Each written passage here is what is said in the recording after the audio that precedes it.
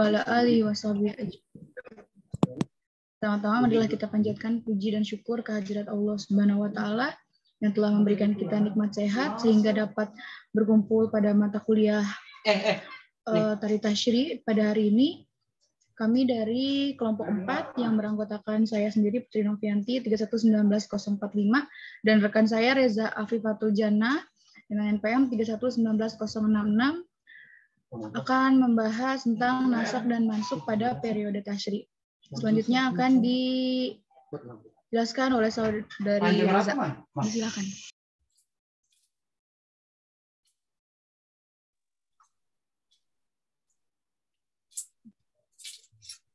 Ya, baik, terima kasih Saudara Putri Novianti. Kemudian pembahasan materi yang pertama, yaitu pengertian nasih dan mansukh dan syarat-syaratnya. Kemudian pembahasan materi yang kedua, yaitu makna nasih dan mansukh. Yang ketiga, ruang lingkup nasih dan mansukh. Yang keempat, dasar-dasar penetapan nasih dan mansukh. Dan yang kelima, yaitu pendapat ulama dan hikmahnya mengenai nasih dan mansukh.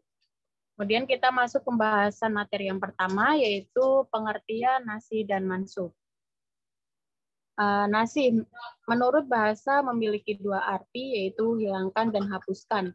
Misalnya dikatakan nasa al-syamsu azila, artinya matahari menghilangkan bayang-bayang.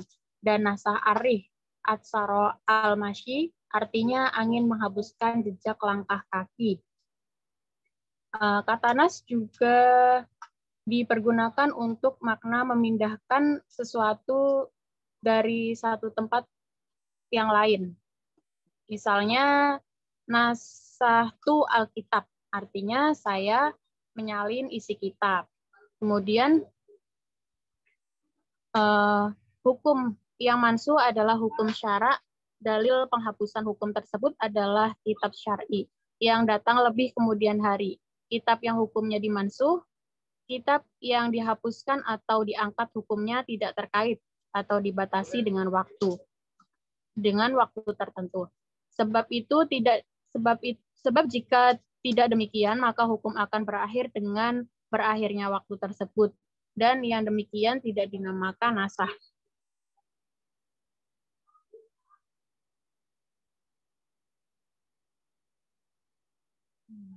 Kemudian masuk materi yang kedua, yaitu makna nasih dan mansukh. Yang pertama yaitu menghapuskan atau izalah. Firman Allah dalam Quran Surat Al-Hajj ayat 52, yang artinya, dan kami tidak mengutus sebelum kamu seorang Rasul pun, dan tidak pula seorang Nabi, melainkan apabila ia mempunyai sesuatu keinginan. Setan pun memasukkan godaan-godaan terhadap keinginan itu. Allah menghilangkan apa yang dimasukkan oleh setan itu, dan Allah menguatkan ayat-ayatnya. Dan Allah Maha Mengetahui, lagi Maha Bijaksana. Kemudian, makna yang kedua yaitu mengganti atau tabdil. Dalam Quran Surat An-Nahl ayat 101, yang artinya, dan apabila kami letakkan suatu ayat di tempat ayat yang lain, sebagai penggantinya, padahal Allah lebih mengetahui apa yang diturunkannya. Mereka berkata, sesungguhnya kamu adalah orang yang mengada-ngadakan saja. Bahkan kebanyakan mereka tidak mengetahui. Kemudian yang ketiga, makna nasih dan mansukh yang ketiga yaitu mengalihkan atau mengubah tahwil. Seperti mengalihkan warisan seseorang kepada orang lain. Yang keempat yaitu memindahkan dari satu tempat ke tempat lain, diantaranya memindahkan suatu kitab. Dalam pengertian ini tidak mungkin terjadi di dalam Al-Quran. Selanjutnya yaitu mengenai ruang lingkup nasih dan mansukh. Berdasarkan surat Al-Baqarah ayat 106, maksudnya adalah ayat Al-Quran yang Allah telah nasah atau diganti, ditukar dan dihapuskan, atau yang ditinggalkan itu olehnya akan didatangkan lagi ayat yang lebih baik atau yang seumpama, serupa, atau yang sebandingnya. Kemudian Nas yang terjadi pada perintah dan larangan, baik yang diungkapkan dengan jelas maupun yang diungkapkan dengan kalimat berita yang bermakna perintah atau larangan.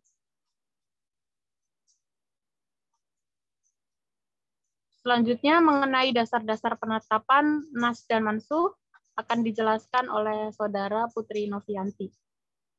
Padanya dipersilakan.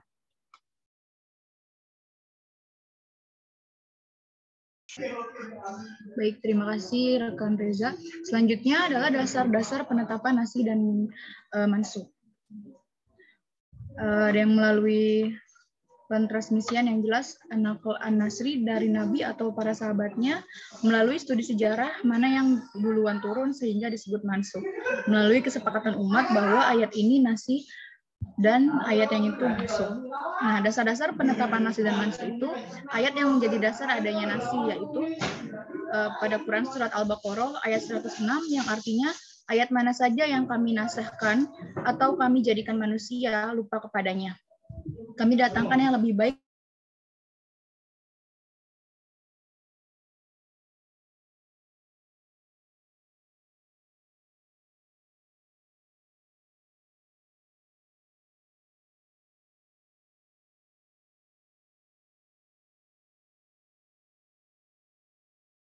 adalah yang pertama melalui pentransmisian yang jelas yang tadi dari Nabi atau para sahabatnya seperti hadis kuntu naihaitukum an ziyarat al-kubur ala fatzuruha. Aku dulu melarang kalian berziarah kubur. Sekarang berziarahlah. Yang kedua, melalui kesepakatan umat bahwa ayat ini nasih dan ayat yang itu mansuh. Yang ketiga, melalui studi sejarah mana yang duluan turun sehingga disebut mansuh. Lalu selanjutnya banyak ini sih.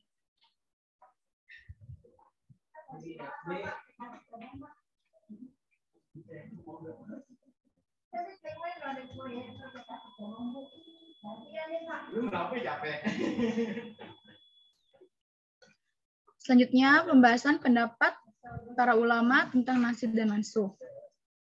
Di kalangan mayoritas ulama Islam di berbagai bidang sudah menjadi sebuah opini umum yang mapan dan paten bahwa tidak ada kemustahilan atas konsekuensi adanya nasih dan mansuh. Justru jika dicermati realitas kehidupan manusia yang selalu berubah-ubah disebabkan perbedaan kondisi dan situasi, sedangkan Islam dalam sisi idealitasnya mewujudkan maslahat manusia adalah sebagai sasaran pokok dalam perundang-undangannya menghendaki adanya nasih. Pendapat ulama tentang nasakh itu ada yang menerima adanya nasakh, ada juga yang menolak adanya nasakh. Nah, yang menerima itu, ulama-ulama yang menerima adanya nasakh berpendapat bahwa nasakh adalah suatu hal yang dapat diterima akal dan telah pula terjadi dalam hukum-hukum syara. Berdasarkan dalil-dalil sebagai berikut. Yang pertama, perbuatan Allah tidak bergantung pada alasan dan tujuan. Allah bisa saja memerintahkan sesuatu pada suatu waktu dan melarangnya pada waktu yang lain. Karena hanya dialah yang lebih mengetahui kepentingan hamba-hambanya. Kedua, nasakh, kitab dan sunnah menunjukkan kebolehan nasakh dan terjadinya. Antara lain firman Allah pada Quran surat An-Nahl ayat 101. Lalu yang kedua, ulama yang menolak adanya nasakh. Di antara yang menolak adanya nasakh adalah Abu Muslim al-Isfahani. Kemudian diikuti oleh para ulama mutakhirin. Di antaranya alasan mereka itu, satu, sekiranya dalam Al-Quran ada nasakh, maka berarti dalam Al-Quran ada yang salah atau batal. Sedangkan dalam Al-Quran dinyatakan tidak ada kebatalan pada Quran surat ke-41. Yang kedua, dalil yang dijadikan alasan nasakh perlu peninjauan lebih lanjut. Kata-katanya ayat tidak hanya berarti ayat Al-Quran, tetapi dapat berarti mukjizat.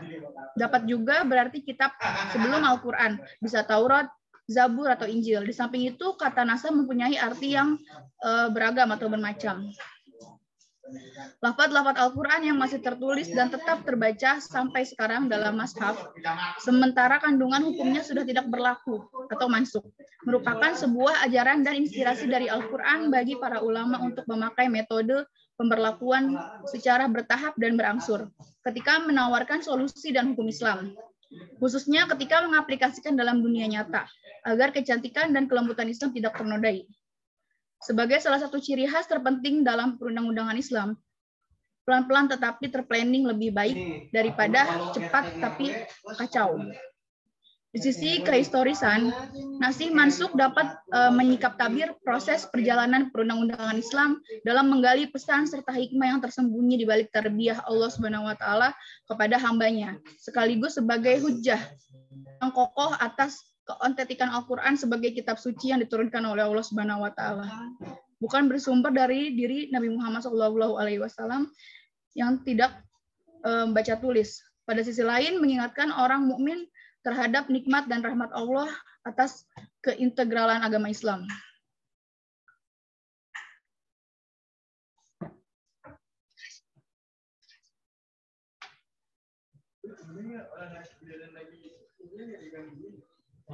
Dalil Sam'i Syar'i, Al-Zarqani memetakan dalil Sam'i menjadi dua kategori. Yang pertama, sebagai argumen terhadap orang Yahudi dan Nasrani, di mana mereka mengingkari adanya nasah terhadap syariat mereka.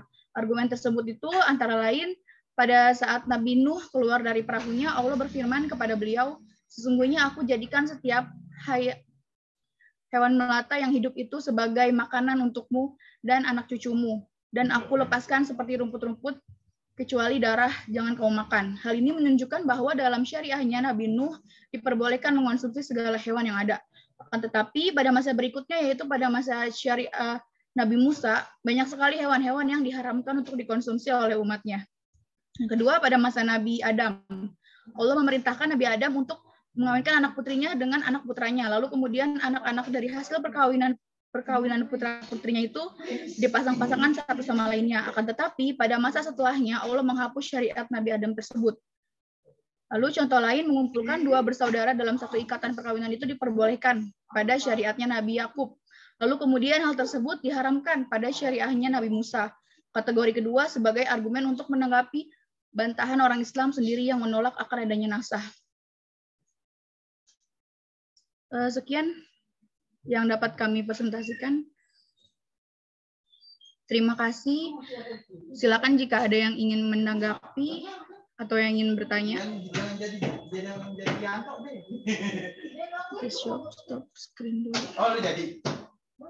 Itu di belakang rame banget di belakang. Masih di kantor, Pak. Maaf ya. Ya, santai aja. Ya, silakan.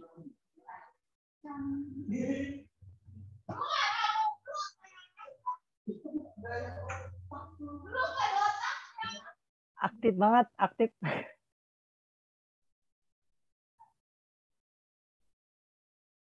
Silakan Reza atau silakan. bisa di-handle.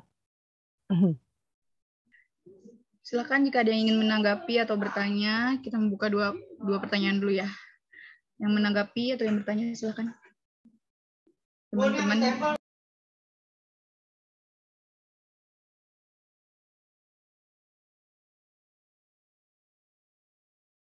Tahunin lagi saya minta dulu Pak. Oke.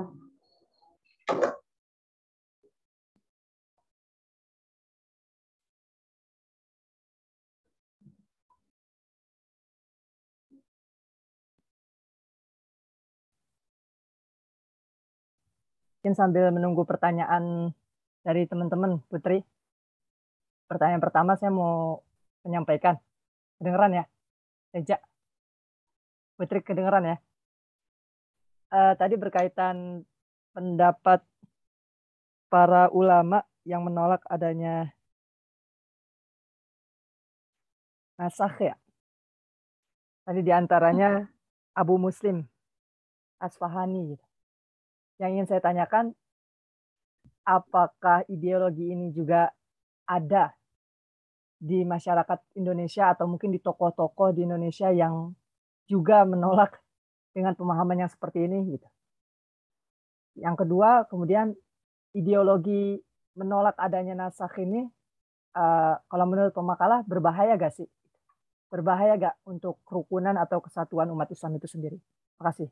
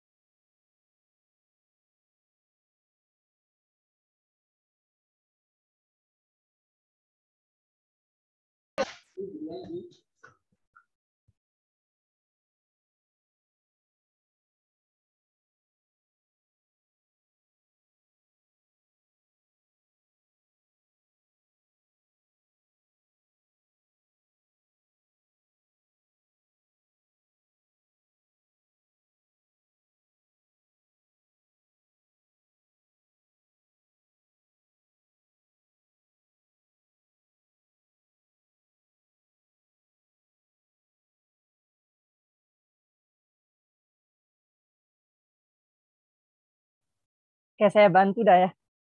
Sambilan dari teman-teman semua, barangkali ada pertanyaan tadi berkaitan dengan materi yang sudah disampaikan terkait dengan nasakh dan mansukh pada periode tasri. Silakan jika ada pertanyaan. Pak Muiz jika mau bertanya, atau Panaga, Saudari Zahratul Aini, Ayu, sambil menunggu, boleh melalui langsung atau chat Zoom.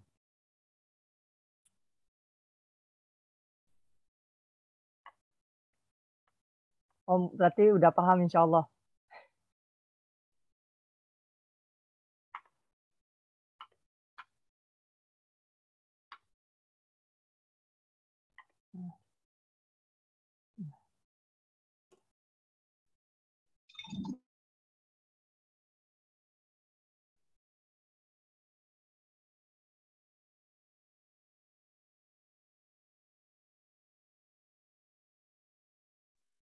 Baik, silakan mungkin kalau sudah ketemu jawabannya atau teman yang lain ada yang menanggapi.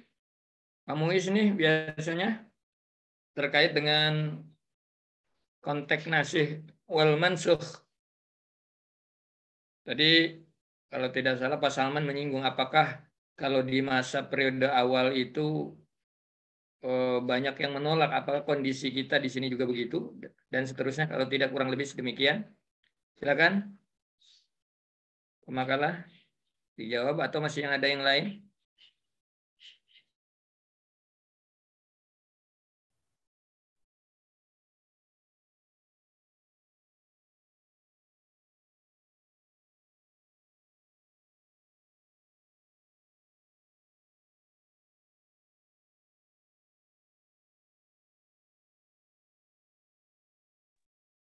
Ya, tarikh tasri. Tarikh sejarah tasri itu sejarahnya syariat itu berkembang dalam pengertian munculnya hukum-hukum terkait dengan syariat yang diturunkan oleh Allah Subhanahu wa taala melalui Rasul-Nya. Nah, ini menjadi sebuah sejarah yang memang setiap kita harus mengetahuinya. Sebagaimana di awal saya sampaikan bahwa dari hasil perjalanan sejarah yang sejatinya kita harus mengetahuinya, saat ini kita sama-sama telah menjalaninya terkait dengan ibadah atau ubudiyah yang kita laksanakan. Dan itu ya diawali perkembangannya melalui atau ketika Rasulullah Shallallahu Alaihi Wasallam diangkat menjadi Rasul dan diberikan wahyu oleh Allah Subhanahu Wa Taala. Nah, dalam praktis ubudiyahnya, nah ini beriringan dengan diturunkannya firman-firman Allah Subhanahu Wa Taala seiring dengan penjelasannya, kemudian baik itu ayat dengan ayat yang pernah saya sampaikan, tafsirul ayat bil ayat, atau seiring dengan tafsirul ayat bil hadis, ya. Kemudian juga bisa terkait juga dengan nasikh wal mansukh, ya, ayat bil ayat, ayat bil hadis sebagai penjelasnya, kemudian bisa juga ada hadis, ya, mansukhun bil ayat. Nah, ini yang kemudian dalam perjalanannya berlaku perundang-undangannya, ya, berlaku dalam pengertian apakah kemudian itu perundang-undangan secara hukumnya kemudian diganti dengan hukum berikutnya atau memang dihapuskan, ya karena ada kebijakan lain terkait dengan hukum berikutnya. Nah, ini yang mungkin harus menjadi kita cermati bersama. Ini. Supaya apa? Supaya ternyata perjalanan sejarah tasri ini ya kita pahami lagi-lagi tidak akan lepas dari sejarah itu sendiri. Nah, artinya ketika melihat konteks firman Allah Subhanahu wa taala dan hadis Rasulullah, nah ini di awal pernah saya sampaikan kita tidak lepas daripada pengertian dan pemahaman konteks, teks, kemudian pemahaman arti teks dan konteksnya, dan itu juga kemudian sebagai segitiga yang harus menjadi kita pahami, ayat, sejarah, kemudian konteks yang dijalani oleh Rasulullah Shallallahu Alaihi Wasallam dan para sahabat. Yang ini kemudian menjadi sebuah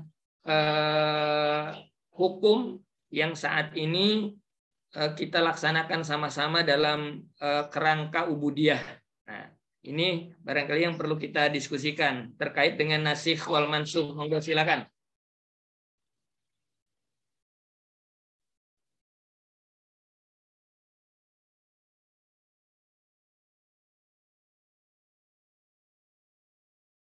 Silakan mungkin ditanggapi dulu dari Pak Salman sebelum ada yang lain. Boleh makalah dijawab sebisanya aja dulu. Nanti bisa saling melengkapi dari teman-teman yang lain.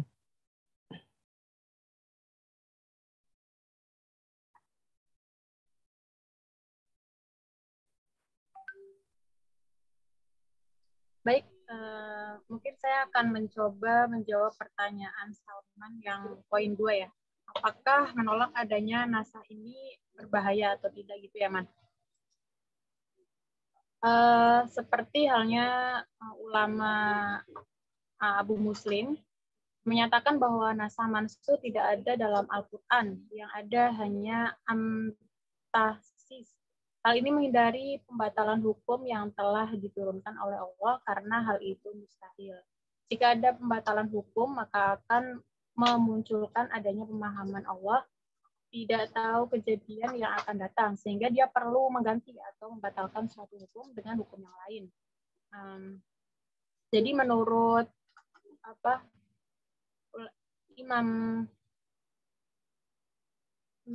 Imam Abu Muslim ini, beliau memiliki landasan mengapa beliau menolak. Jadi menurut pendapat kelompok kami itu tidak berbahaya selagi beliau punya landasan yang kuat. Mungkin Putri Novianti ingin menambahkan atau menjawab pertanyaan Salman yang pertama.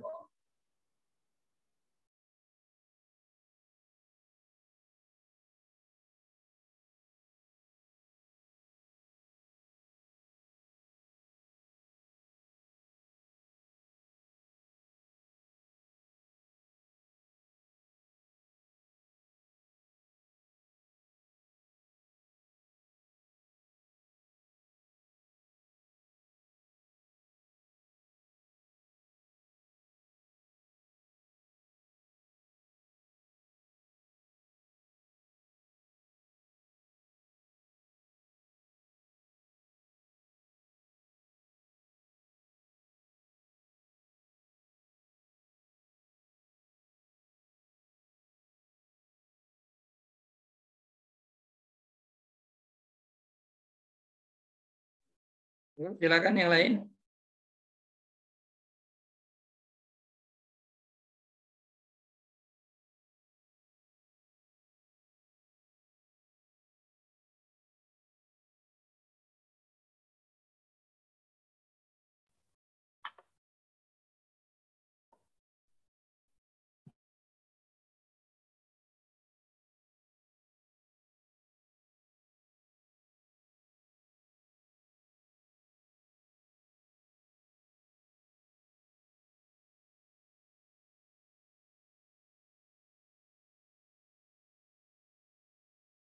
barangkali ada yang mau melengkapi dari jawaban saudari Reza.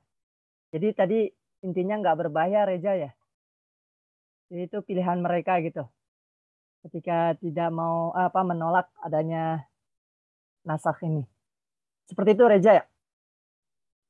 Ya, seperti itu Man, selama punya dasar seperti yang dikatakan oleh Abu Muslim tadi. Tapi secara konteks kan tentu adanya nasikh mansukh itu kayak yang tadi disampaikan Putri Novianti. Ya berkaitan kayak Allah melarang sebelumnya untuk berziarah kubur. Namun setelahnya kemudian dengan konteksnya kemudian berubah lagi fazuruha, maka diperbolehkan gitu untuk menziarah kubur. Nah, kalau saya pahami kan adanya nasikh mansukh ini melengkapi gitu ya. Melengkapi tadi yang di awal juga ada bagian yang menghilangkan atau menghapuskan ya tadi disampaikan oleh pemakalah. Sedangkan kalau dengan pandangannya demikian itu kaku guys. Saya kaku apalagi pasti kan banyak juga berbeda dengan para di masyarakat gitu. Apakah itu tidak berbahaya gitu secara sosial nantinya? Makasih.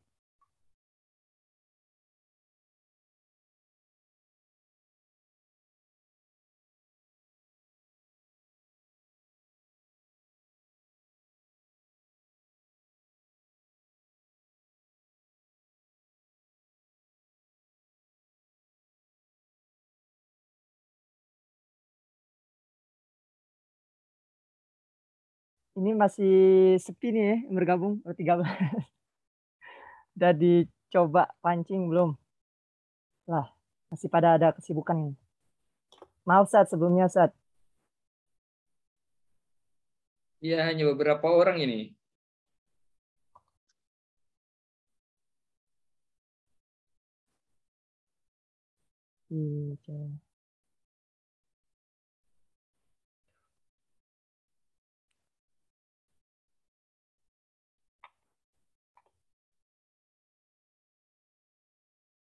Baik, masih ada? Gimana pemakalah mau dijawab atau mungkin kita alihkan ke dosen pengampu untuk penyampaian atau melengkapi materi kita?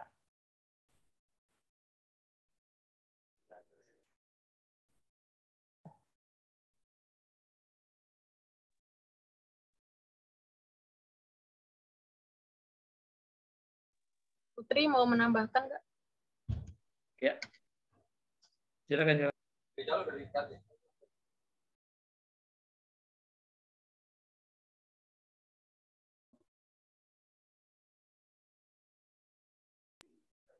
Silakan Reja. Iya Pak. Mungkin yang saya tangkap dari Saudara Salman tadi, mayoritas ulama sih setuju dengan adanya adanya nasi wal mansukh tersebut. Jadi otomatis mayoritas masyarakat pun akan mengikuti yang lebih condong ke setuju gitu Man. Jadi mungkin lebih sedikit gitu yang sepaham dengan atau yang mengambil dasar dari Imam Abu Muslim tadi yang tidak sependapat. Tapi mayoritas masyarakat sih menurut pendapat kami gitu setuju dan mengikuti pendapat mayoritas ulama juga. Ya, makasih. Saudari Reza, syukron. Mau menambahkan Man, tadi yang pertama ya, buat yang ulama yang menolak adanya nasi dan mansu itu, internal Al-Quran akan selalu bekerja keras untuk mengkompromikan ayat-ayat yang oleh jumhur ulama dinyatakan sebagai ayat nasih dan mansuh. Syekh Muhammad Al-Khudari misalnya, sungguh pun tidak secara eksplisit menolak kemungkinan adanya nasih dan mansuh internal Al-Quran, telah mencoba mengkompromikan 20-21 ayat yang dianggap sebagai ayat-ayat nasih dan mansuh. Di antara ulama Indonesia yang secara tegas menolak ada kemungkinan nasih dan mansuh sesama ayat Al-Quran itu Profesor Dr. T.M. Hasbi As-Siddiqi. Menurutnya tidak ada ayat-ayat Al-Quran yang dinasah oleh ayat-ayat Al-Quran sendiri. Yang ada hanyalah penakwilan atau penafsiran atau penafsidan. Masing-masing pendapat di atas memiliki sejumlah argumentasi guna memperkuat pendiriannya masing-masing. Baik itu berdasarkan dalil akli atau daya nalar, dan terutama dalil nakli atau periwayatan melalui penafsiran masing-masing terhadap ayat Al-Quran. Seperti di Quran Surat Al-Baqarah ayat 106 contohnya. Apa saja ayat yang kami nasahkan atau kami jadikan manusia lupa kepadanya, kami datangkan yang lebih baik daripadanya. Tiadakah kamu mengetahui bahwa sesungguhnya Allah Maha Kuasa atas segala sesuatu? Jadi para pendukung nasih dan mansuh itu internal Al-Quran menafsirkan kata ayatin dan ayatan dalam kedua ayat di atas dengan pengertian ayat Al-Quran. Sedangkan para penentang nasih dan mansuh atau penolak sesama Al-Quran menafsirkannya dengan mukjizat atau ayat yang terdapat dalam kitab Allah yang terdahulu, yaitu Taurat dan Injil.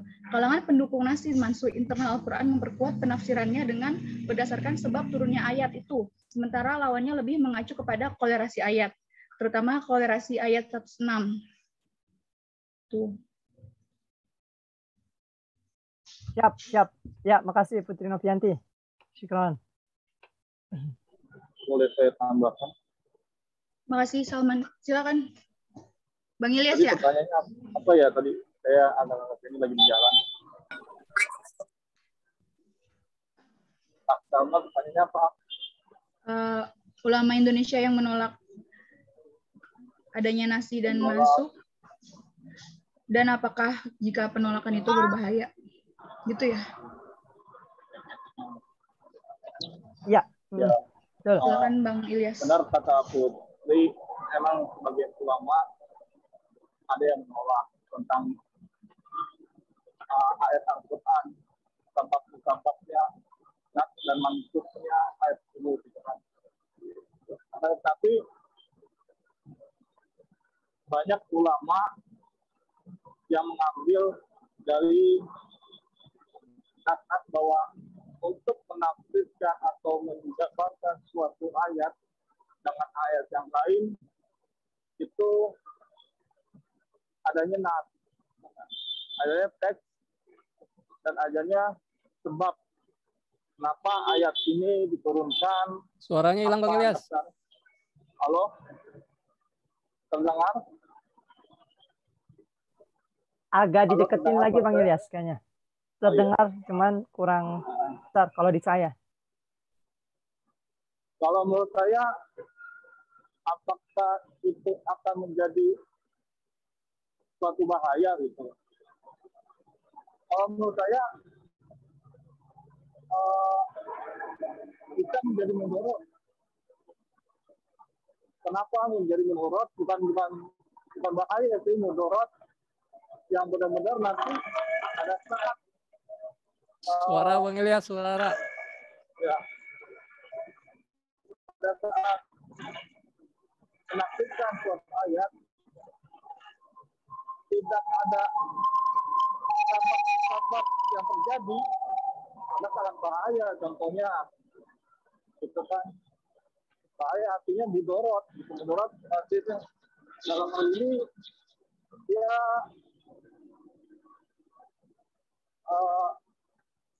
apa yang akan diambil dari hikmah penjelasan sejarah tersebut. Jadi kalau menurut saya, kalau mau ya ambil ijma ulama, kesepakatan ulama yang banyak lah, biar kita selamat gitu. Harus selamat dalam arti ini banyak ulama yang menafsirkan memakai nas dan mansuh gitu kan. Pakailah itu karena ya akan selamat. Tapi kalau ulama-ulama yang menentang adanya nas dan mansuhnya, kita kaji lagi apakah dia berpendapat yang kuat memakai ijtihad para sahabat atau ijtihad para tabi'in atau yang lainnya gitu kan. Karena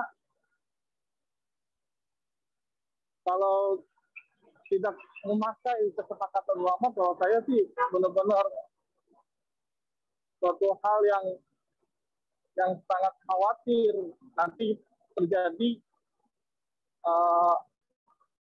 pengambilan atau penafsiran yang tidak sesuai dengan konteks yang terjadi pada saat itu. Itu saja mungkin. Terima kasih.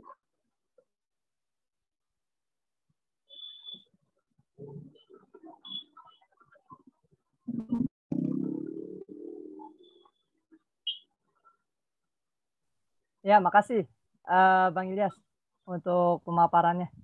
Barangkali dari teman-teman ada yang mau melengkapi. Cuman saya agak rancu aja ya. Tadi mudarat, kerugian sama bahaya gitu. Saya kira sama gitu. Sinonim aja, sinonim. Iya, maksud saya tuh tadi gini. Ya, gimana Jam? Karena kalau saya melihatnya kan ya pakai pendapat yang terbanyak lah gitu. Kalau menurut saya, karena kalau tidak memakai nasi dan masuknya ngeri juga gitu. Karena kan kita sebagai belum tahu sampai tingkatan yang lebih tinggi gitu kan tentang penafsiran atau segala macam, khawatir salah gitu. Itu saja mungkin. Pak Muiz mau ada yang menambahkan nih, Saudara Abdul Muiz kayak mau bicara. Saya hanya ingin memperjelas pertanyaan Mas Salman apa? Pertanyaannya Mas Salman apa? Tadi berkaitan dari pendapat para ulama. Terus? Ada yang menerima, ada yang menolak nasakh itu. Terus yang saya tanyakan? Nah, yang tanyakan ke konteks saat ini, gitu. Adakah orang ataupun tokoh yang tidak berpacu dengan kaidah nasakh, menolak lah gitu bahasa kasarnya, menolak antara nasakh tersebut. Nah, seperti halnya tadi Abu Muslim Asfahani gitu. Tapi mungkin seorang tokoh di Indonesia. Nah, yang kedua berkaitan dengan apakah orang yang memiliki ideologi seperti itu, pemikiran tidak atau menolak adanya nasakh itu berbahayakah untuk kemasyarakatan atau nilai sosial di dalam kehidupan sehari-hari? Makasih. Iya. Satu ya, masalah perbedaan nasikh mansukh itu masuk, katakanlah ada yang mengatakan apa bahasanya itu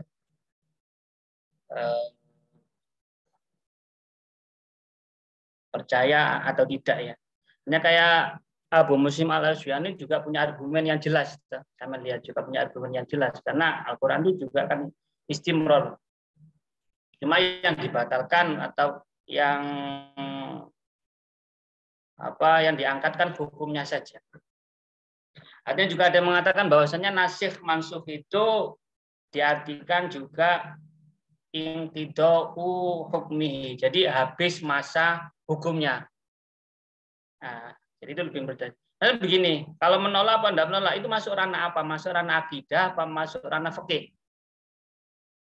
Nah, ayo masuk. Saya tanya Mas Ahmad dulu. Fikih. Sudah enggak apa-apa kalau masalah fikih. Nah, yang jadi berbahaya itu kalau masuk ranah akidah. Kalau masuk ranah fikih ya enggak apa-apa. Baik-baik saja. Terus mudaratnya apa? Wong Abu Muslim Al-Asy'ari juga punya argumen yang jelas, toh. Ya no problem. No problemo. Itu bagi saya. Monggo yang lain. Bang Muiz. Silakan. Tadi berkaitan dengan sikap sosialnya gitu. Yang mayoritas, tadi kan dikatakan pemakalah yang mayoritas berideologi atau sepakat dengan adanya nasikh mansukh, sedangkan sebagian kecil yang seperti itu, apakah itu tidak memicu atau mungkin menjadi mengarahkan masyarakat jadi menganggap bahwasanya ini salah atau apa gitu?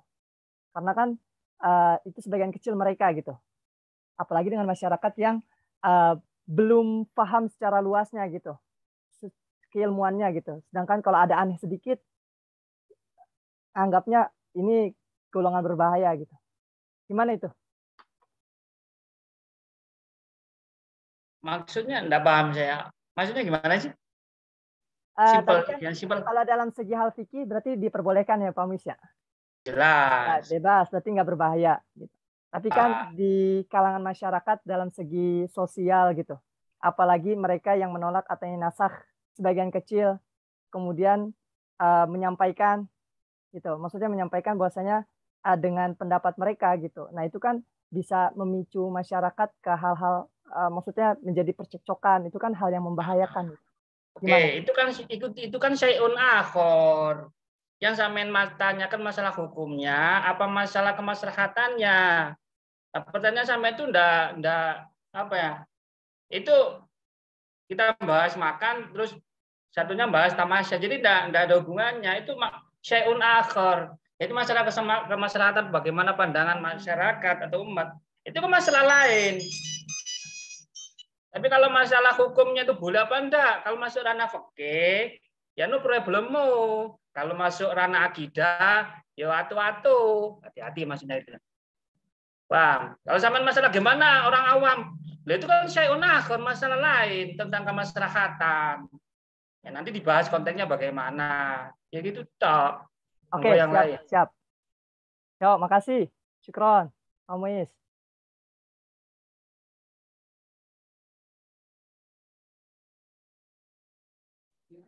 Ya, baik ya. Masih dilanjut dalam masalah nasikh wal mansukh ya, sambil mungkin ada permasalahan lain. Saya akan sambung, namun sebelumnya terkait dengan masih berangkat karena ada slide yang belum saya sampaikan terkait dengan penetapan hukum. Nanti setelah itu baru kita masuk pada nasikh wal mansukh.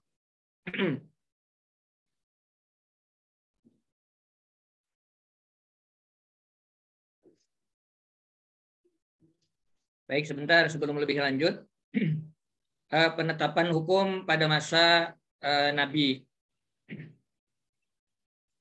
Nah, ini masih lanjutan pra-Islam ya. Kemarin belum sempat saya sampaikan. Kondisi serupa dengan kondisi dalam masa pra-Islam pada bagian keduanya ini maksud saya.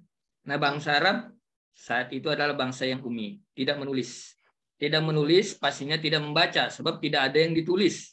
Tidak ada yang ditulis oleh karena ia tidak memiliki kepemahaman tentang aksara, ya huruf yang harus ditulis. Maka kemudian yang berkembang pada masa itu ya tidak memiliki ilmu. Oleh karena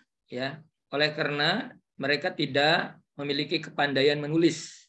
Yang artinya juga tadi saya sampaikan, tidak memiliki dan mengetahui tentang apa yang harus ditulis terkait dengan aksara itu. Maka mereka tidak memiliki ilmu, tidak memiliki seni, tidak memiliki akhlak. Karena akhlak juga bagian dari representatif keilmuan yang dimiliki oleh seseorang. Adat yang ada hanya sedikit, karena itu perkembangan daripada apa yang berlaku pada kabilah-kabilah saat itu. Maka kemudian pada aspek sosial yang muncul oleh karena tadi ketidakkepemilikan ilmu, ya kemudian juga ketidakadanya tampilan sikap dalam pengertian akhlak yang merupakan representatif dari keilmuan yang dimiliki oleh bangsa Arab di kala itu yang hidup secara sukuya. Nah, maka yang ada apa dalam aspek sosial? Ilmu lisan. Karena mereka tidak bisa menulis, ya. Hanya saja apa yang mereka dengar, ya, kemudian mereka ungkapkan, dan apa pula yang dari mereka dengar dari cerita-cerita, inilah yang kemudian menjadi disebut dengan ilmu lisan. Nah, kemudian ilmu syair, ya, periwayatan, biografi, sejarah, ini pun sejarah ya berdasarkan dari pengalaman yang mereka lihat, mereka dengar dari cerita. Ya, sedikit ilmu nuzum, ramalan bintang. Oleh karena ini juga menjadi bagian ramalan cuaca, menjadi bagian karakter suku atau kabilah-kabilah yang hidupnya nomaden, pindah-pindah. Nah, ini maka ada ramalan bintang, ada ramalan cuaca, ya. Kondisi ini yang melecut, ya, dari pengalaman, ya, bukan melatih diri dan disiplin ilmu, tapi berdasarkan pengalaman, gitu. Nah, agama mereka, sebagaimana kita pahami, penyembah berhala atau paganisme. Bahkan setiap kabilah memiliki berhala tersendiri. Nah, makanya pada Paskah Islam kemarin sudah kita sama-sama diskusikan, ada sekitar kurang lebih 360. Jika ini representatif dari kabilah-kabilah, maka bisa dikatakan lebih dari, ya, kurang lebih dari 360 kabilah-kabilah. Ya, karena mereka masing-masing memiliki representatif. Setiap kabilah memiliki satu berhala yang berada pada sekitar Ka'bah. Nah, ini dijadikan perantara oleh mereka sebagaimana yang kita ketahui dalam surat Az-Zumar ini, liuqoribuna zulfa. Nah, artinya di samping itu sebenarnya dia meyakini, ya, ada sesuatu yang serba maha, tapi mereka anggapi itu sebagai sebuah dewa, bukan Tuhan. Walaupun di sini kemudian Allah Subhanahu wa taala dalam firman-Nya ini, dan mereka mengatakan ini, ya, sebagai perantara supaya lebih dekat kepada Tuhannya, ya, tapi mereka lebih kepada percaya akan dewa-dewa, gitu loh. Nah, agama yang ada, ya, adalah agama Yahudi, ya, bagian utara Jazirah Arab, Yastrib, Khaybar, ya, Fidak, sampai dengan juga di Yaman. Nah, kemudian agama Kristen. Nah, penganut Hanifiyah atau Ibrahimik, ya, sebagaimana pada penganut ini yang mengesahkan Allah untuk meninggalkan menyembah berhala, iman kepada kebangkitan, ya, pahala dan siksa. Penganut menyembah bintang, nah, menyembah api. Nah, ini adalah bagian dari performan bangsa Arab di kala itu. Dan ini juga nanti menjadi legitimasi kenapa kemudian ada nasih wal mansuh juga. Nah, kenapa? Karena ini menjadi, ya, nasih wal mansuh itu ada sebuah perjalanan tarikh tasrih, perjalanan syariat, ya, di mana syariat yang Allah Subhanahu wa taala turunkan step by step, tadrijian. Jadi semenjak Nabi Allah Adam, ya, sampai dengan Nabi kita terakhir, gitu loh. Nah, makanya kemudian belum disebut sebagai sebuah ajaran atau agama yang disebut dengan Islam. Maka pada zaman Nabi Allah Ibrahim, di sini sebutnya, ya, penganut Hanifiyah, gitu. Nah, inilah agama-agama yang ada pada bangsa Arab di kala itu. Nah, langkah tasri, nah inilah yang tadi saya sampaikan, ya, dimulai pada diutusnya Rasulullah Shallallahu Alaihi Wasallam dengan wahyu yang diturunkan. Nah, ini sudah kita pahami bersama, ya, di mana wahyu turun di Mekah selama 13 tahun, kemudian di Madinah selama 10 tahun, berarti 23 tahun.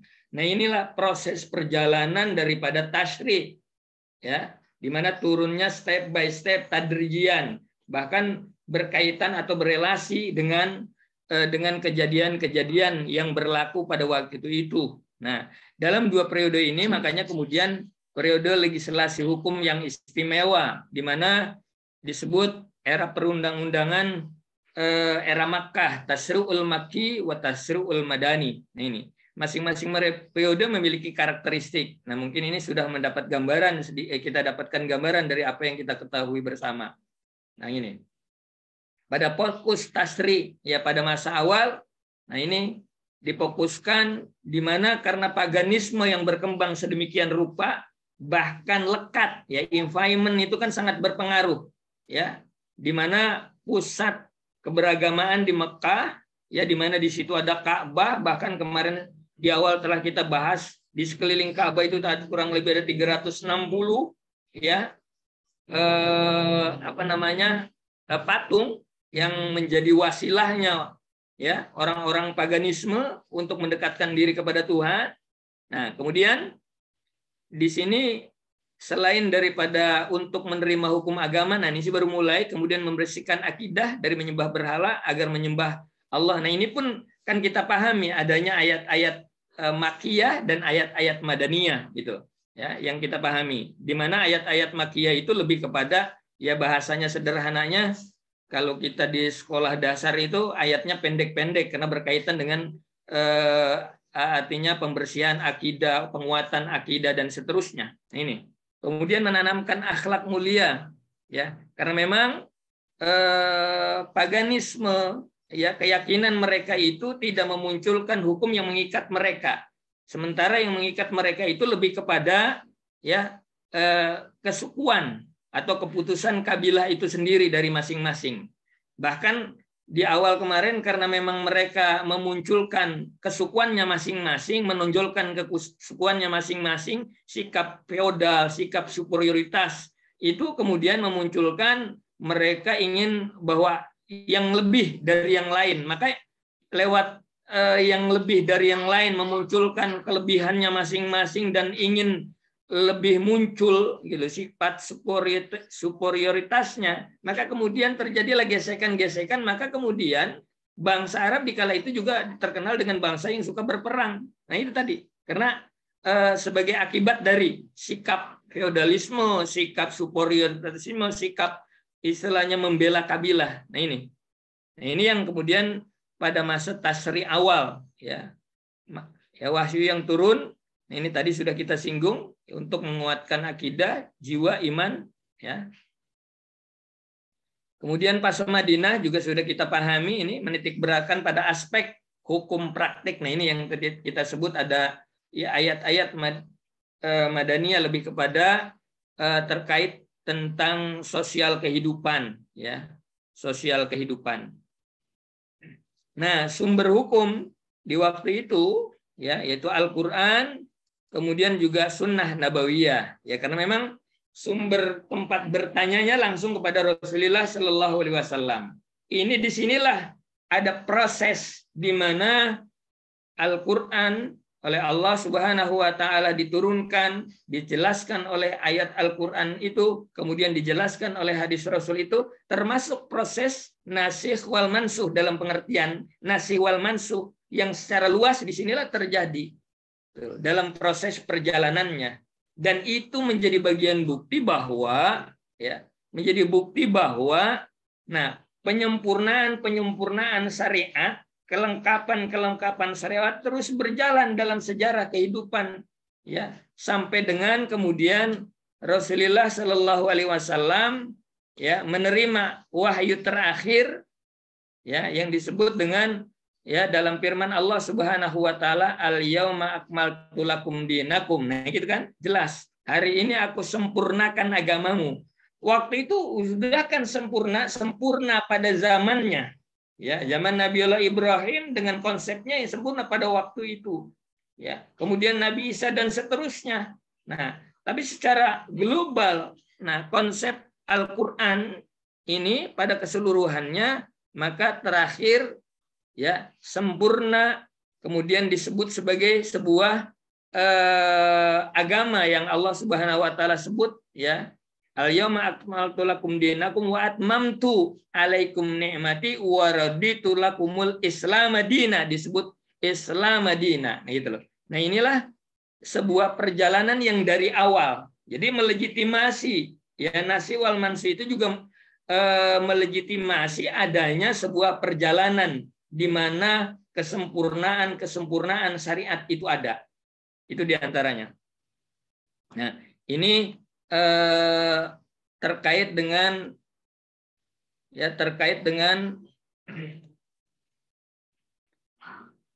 penetapan hukum pada masa Nabi. Nah, dalam perjalanan tadi saya sampaikan, nah masuk pada nasikh wal mansuh. Ini.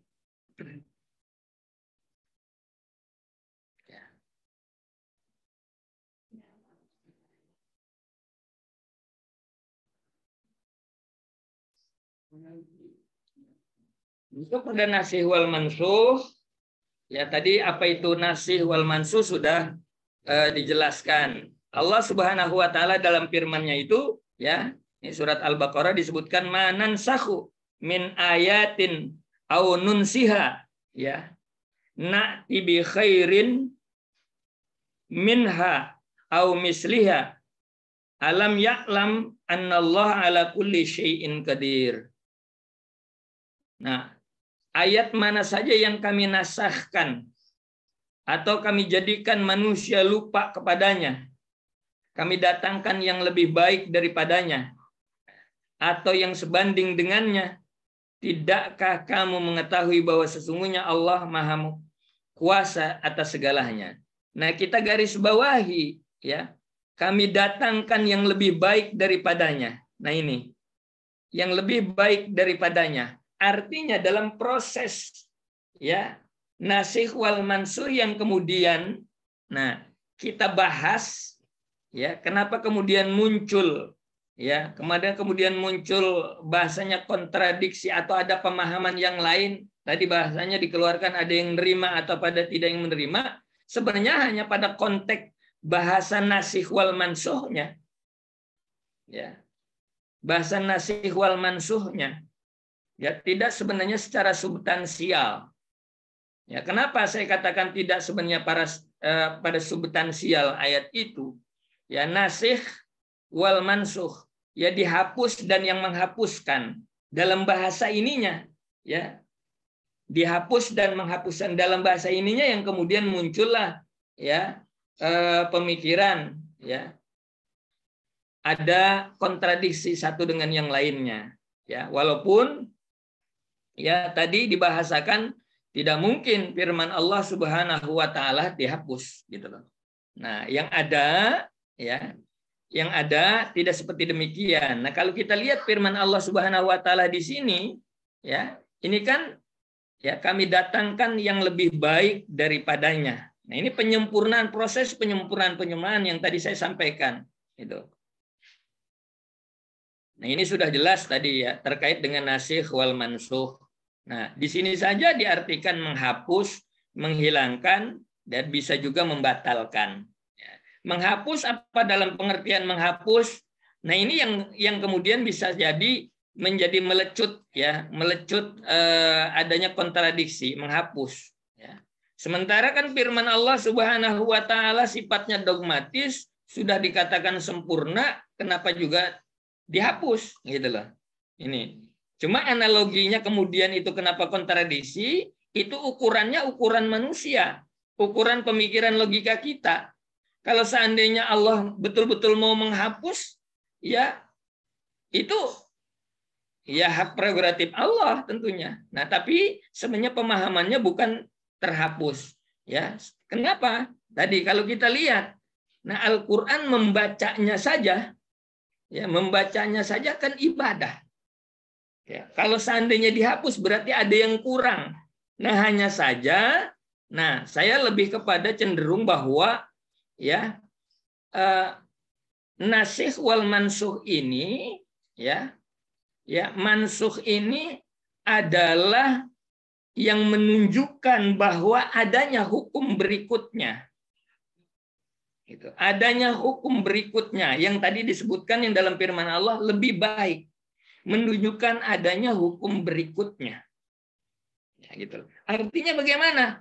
Bagaimana kita mengamalkan yang masih ada, yang sebelumnya itu apakah boleh? Boleh. Lawan kita bacanya bernilai ibadah. Gitu. Jika terhapus, maka hukum yang keduanya ini, kalau bahasa logika manusia kita, hukum yang kedua ini justru dari mana datangnya, apa sekongkol dengan itu, Bu? Nah, itu loh. Nah, jadi ini sebuah pemahaman yang harusnya tadi menjadi bagian di mana firman Allah Subhanahu wa taala syariatnya itu diturunkan dengan turun step by step, ya, adanya keterkaitan, ya, keterkaitan belakangan dengan yang sebelumnya. Nah, itu. Nah, ini tadi, inilah yang kemudian sebenarnya kemudian kenapa adanya pemahaman, saya kira itu sebatas pada pengertian bahasa nasikh wal mansuhnya, gitu. Bukan pada substansialnya, tadi juga sudah disinggung oleh Pak Muiz.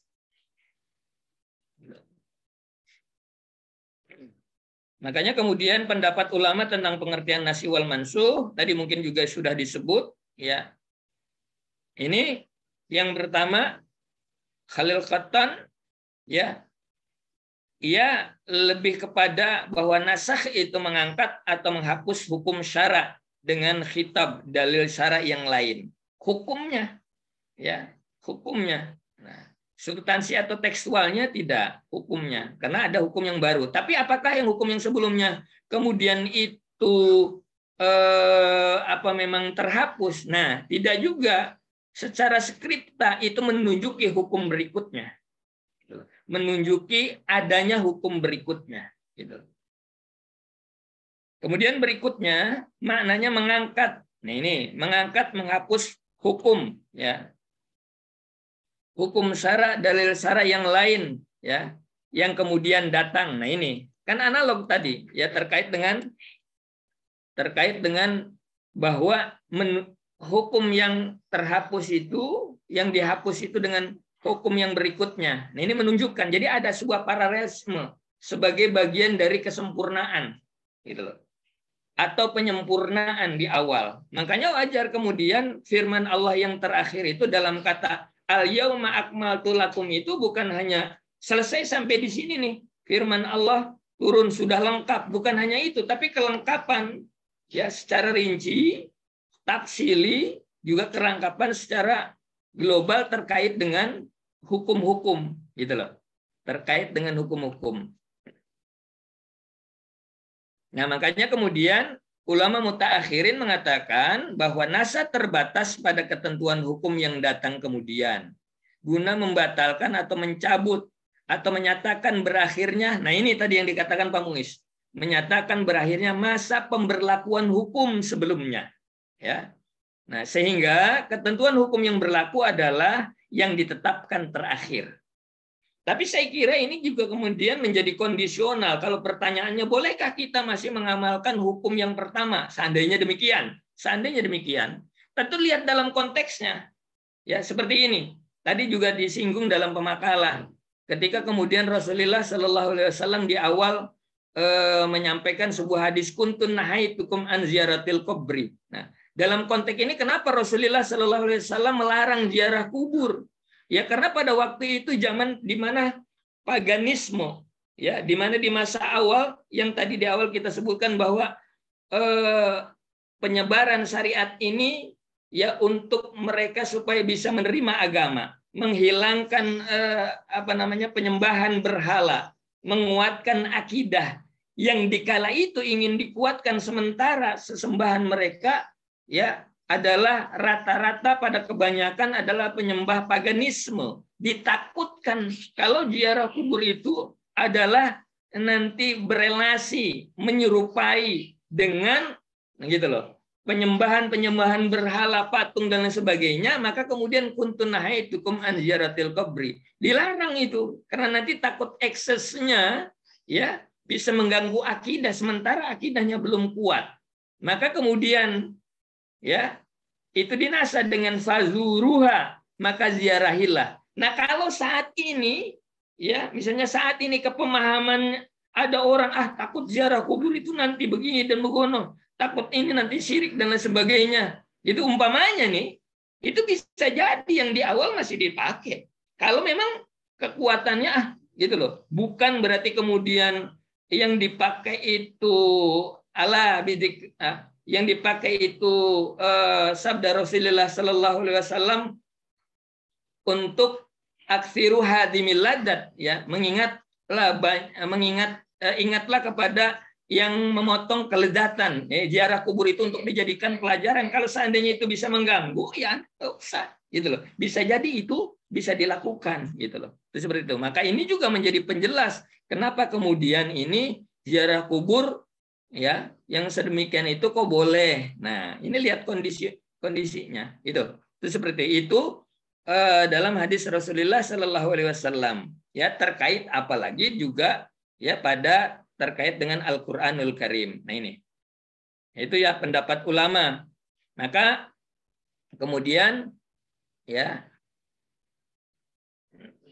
nasakh itu dibagi ya, ada beberapa hal nih. Asas sharih, ayat yang secara jelas menghapus hukum yang terdapat pada ayat terdahulu. Contohnya perang ya, pada masa ya perang dalam surat yang dijelaskan dalam surat Al-Anfal ayat 6, kemudian ayat berikutnya ini. Ini menjelaskan sebenarnya, ya ayat 66 kemudian bisa menjelaskan tentang hukum di 65 berikutnya. Begitu juga nasakh dimi, yaitu jika terdapat dua nasakh yang saling bertentangan, yang tidak dikompromikan, yang keduanya turun, sebuah masalah yang jelas sama, serta kedua-duanya diketahui. Nah ini juga demikian.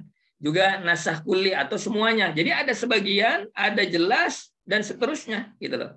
Nasakh juz'i pada bagian. Makanya kemudian, nah yang bertentangan itu tadi saya lebih kepada, makanya di awal ya terkait dengan konteks bahasa nasakh wal mansukh-nya. Ya, sebab secara substansial perlu dikaji ulang ini, gitu loh. Ya terkait. Jadi pada intinya tadi betul disampaikan Pak Muiz bahwa terkait dengan substansial masalah fiqhiyah, ya pemahaman itu menjadi masalah. Tapi kenapa kemudian muncul tadi pertanyaan Bang Salman? Nah, ini bagaimana buat orang-orang awam terkait dengan nasakh wal mansukh? Ya perlu diberikan kepemahaman. Setidaknya bahwa nasakh wal mansukh itu adalah bagian daripada pemindahan atau terhapusnya hukum pada hukum berikutnya. Yang terhapus itu menunjukkan keberlakuan hukum berikutnya. Setidaknya itu. Macam-macam nasakh. Nah ini hukmi wat tilawah, menghapus hukum dan bacaannya. Kemudian juga menghapus hukum dan bacaan tetap. Menghapus bacaan dan tetapnya hukum dan seterusnya. Saya kira ini semua satu sama lainnya saling terkait, tidak secara kemudian ya dihapus secara tekstual. Nah, kemudian penghapusannya itu substansial, apanya yang ada di dalamnya. Nah, maka itu dibalik itu semua lihat untuk memelihara kemaslahatan keberlangsungan aturan kehidupan umat. Nah, ini karena ada sebuah proses untuk penyempurnaan tadi. Ya, penyempurnaan pada wahyu terakhir, al-yauma akmaltu lakum itu. Ya, keberlangsungan aturan kehidupan umat. Mengembangkan tasri kepada tingkat yang sempurna. Nah, ini ya, dengan menunjang perkembangan dakwah dan memelihara perkembangan keadaan orang banyak. Nah, ini lebih kepada mengembangkan tasri. Menguji kualitas keimanan mukallaf dengan cara adanya perintah ya yang kemudian dihapus. Nah, artinya apa? Supaya catch betul-betul kuat. Jadi ada tahu perjalanan, makanya ada tasyri, perjalanan sejarah, gitu loh. Perjalanan sejarah, gitu. Merupakan kebaikan dan kemudahan bagi umat. Nah ini, jadi ada sebuah perjalanan yang mungkin sejatinya memang kita lihat, ya, sehingga keberlakuan daripada hukum-hukum yang ada itu betul-betul menguatkan kita, gitu.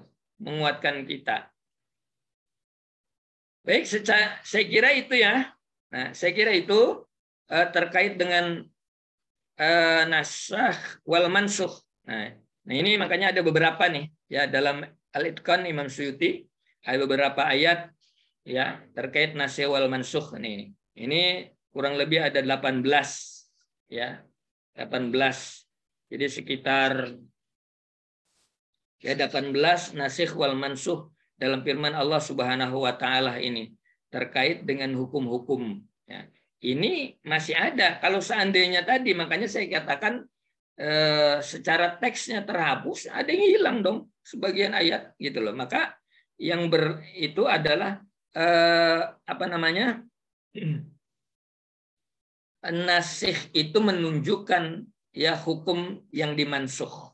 Ini sebuah bagian daripada apa namanya atau legitimasi di mana hukum-hukum atau kesempurnaan hukum-hukum Islam dalam tasriknya, dalam perjalanan sejarahnya. Jadi itu intinya terkait dengan nasikh wal mansukh, ya, menunjuki hukum-hukum pada hukum yang berikutnya.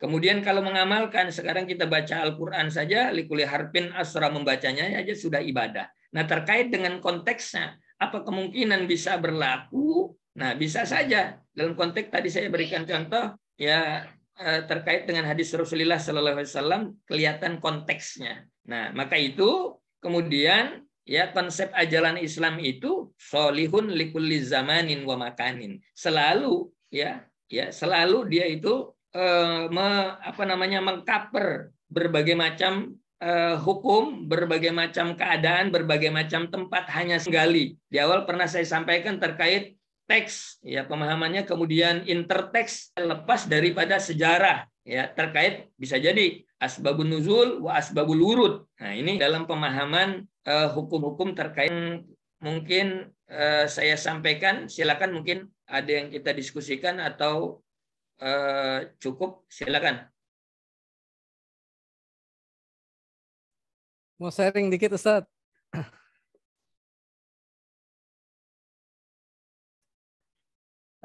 Ini Ustadz, saya pernah baca juga kan tentang nasikh dan mansukh. Ini kan banyak Ustadz ya, bahwa misalnya ya yang pernah saya baca misalnya tentang hukum jilid ya, apa tentang hukum cambuk bagi pezinah gitu. Kalau di Quran itu kan di dalam konteks Quran itu dicambuk 100 kali gitu. Cuma di dalam hadis pernah saya baca bahwa hadis riwayat Umar bin Khattab bahwa Umar bin Khattab berkata sesungguhnya kita telah menjalani hukum rajam gitu dan kita pernah melakukannya dan dikatakan bahwa hukum rajam itu dulunya ada gitu di Quran yang kemudian informasinya di dalam surat Al-Ahzab ya. Cuma setelah itu Allah hapus di dalam buku yang saya baca itu. Allah angkat, kemudian surat Al-Ahzab itu tinggal yang sekarang ini. Kemudian yang ingin saya tanyakan adalah misalnya kalau ada orang yang bertanya misalnya tentang hukum Islam seperti ini, kok misalnya ada orang berzina itu nanti kena hukum rajam, itu nanti sandaran hukumnya dari mana gitu. Sedangkan hukum yang menerangkan tentang rajam itu kan menurut hadis juga sudah dihapus gitu, sudah diangkat gitu, dengan diganti dengan hukum cambuk gitu. Itu bagaimana ketika kalau ada orang atau untuk menerangkan itu Ustadz, atau memang secara atau memang misalnya secara hukum sudah mengikuti kembali gitu. Kalau Quran bilang cambuk ya sudah cambuk aja gitu. Apakah rajam sudah tidak diberlakukan lagi juga gitu Ustaz? Baik, sebelum lebih lanjut, saya kira ini pernah disinggung pada pertemuan berikutnya sama Pak Abdul Muiz nih. Saya agak lupa, kayaknya pernah disinggung dulu nih terkait dengan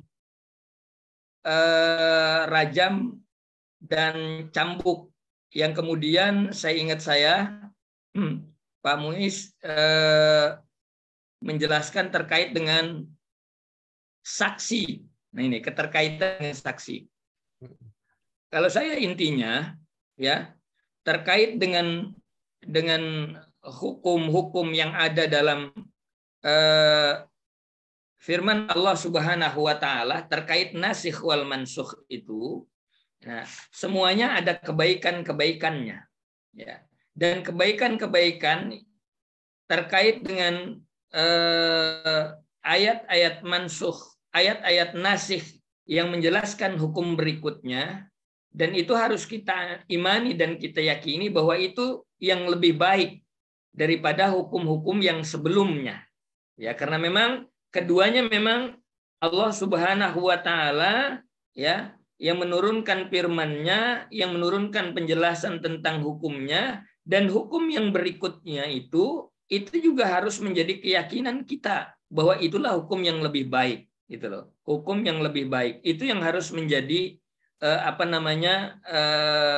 pertimbangan kita. Makanya tadi Pak Muiz menyampaikan ini terkait dengan akidah atau fikih. Nah, gitu loh. Jadi akidahnya kita itu di mana? Akidahnya kita itu meyakini bahwa hukum yang berikutnya adalah hukum yang terbaik, walaupun bisa jadi mungkin ya, bisa jadi ya. Artinya anggapan kita itu tidak lebih berat dari yang sebelumnya. Nah, hukum yang berikutnya adalah mungkin bisa jadi misalnya lebih ringan.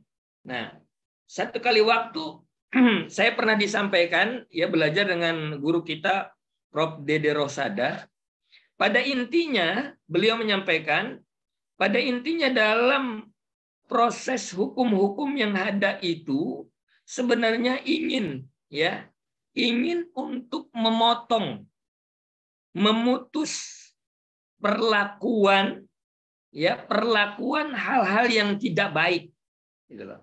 Beliau mencontohkan seperti ini, bahwa hukum mencuri itu, ya ini pernah beliau menyampaikan, saya berkias atau ngelihat ke situ.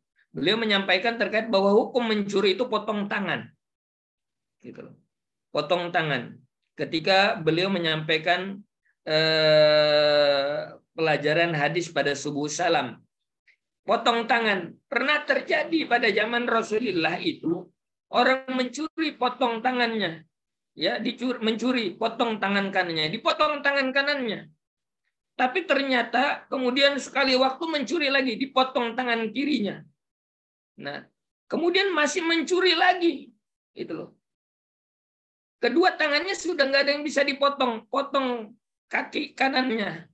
Tapi masih lagi dipotong kaki kirinya. Semuanya putus.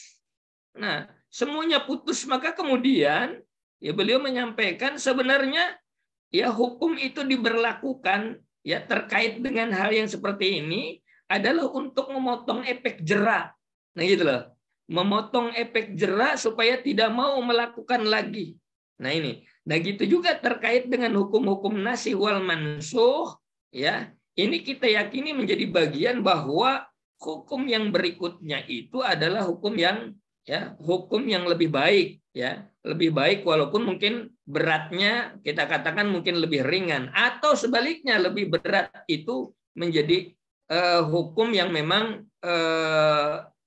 terbaik. Nah, sebagai penyempurna. Makanya saya sampaikan tadi ini tidak bisa kita lepaskan dari di mana proses penyempurnaan ya. Dalam firman Allah yang terakhir, al-yawma akmaltu lakum, itu bukan hanya semata sudah selesai ayat yang diturunkan sampai di situ gitu loh. Tapi itu juga menunjukkan secara hukum yang Allah Subhanahu wa taala turunkan itu ya, itu udah sempurna. Nah, terkait orang bertanya ini ya nanti kalau jangan dianalogikan ya dengan di negara kita, itu nggak berlaku gitu loh. Itu nggak berlaku ya, karena memang kayak kemarin Pak siapa kemarin ya yang debat sama Pak Muiz ya, yang setuju atau tidak kan gitu loh, setuju atau tidak. Kalau memang di ini kita setuju sebagai muslim gitu loh. Nah tapi dalam konteks di mana kita berada, nah itu tentu yang dijalani konteksnya itu. Kalau sebagai muslim kita harus jalani itu,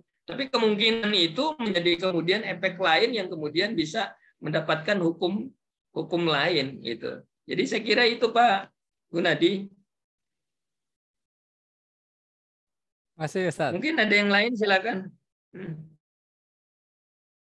Mohon izin Ustaz, kalau berkenan materi-materi yang tadi antum sampaikan bisa dikirim juga Ustaz. Karena di portal nggak ada. Ya makasih. Maaf masih di mute Ustaz.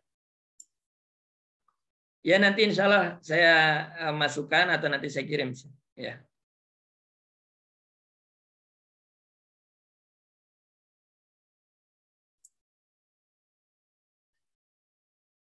Baik, yang lain atau sudah nanti kita sambung, monggo silakan.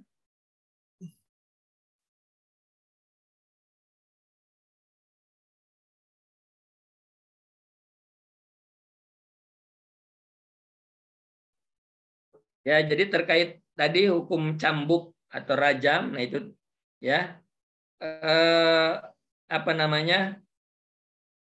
itu adalah sebuah proses. Ya kalau pertanyaannya kenapa nggak 100, nggak 200, nggak 300, ya ketentuan di sana begitu. Paling tidak tujuannya kan itu supaya memberi efek jera. Bahkan selain dicambuk nanti kan diasingkan dan seterusnya. Itu sebenarnya supaya memberikan efek jera, tidak melakukan hal itu. Itu baru yang di dunia, ya gitulah. Sekarang dunia kita nggak tahu, wallahu a'lam, ketika kemudian menghadap Allah Subhanahu wa taala bisa jadi akan lebih berat gitu loh. Dan ini hanya menjadi peringanan, tiket untuk nanti bahasa hukuman yang berikutnya akan didapatkan di sisi Allah Subhanahu wa taala gitu loh. Kenapa ini pakai bahasanya 100 enggak ada? Ini mungkin yang bisa logikanya, bisa bahasanya kita manusia bisa menerima gitu loh. Sebab Allah Subhanahu wa taala kan tahu betul Nah, kemampuan kita, kebisaan kita, jadi disesuaikan karena Allah Maha tahu gitu. Saya kira itu.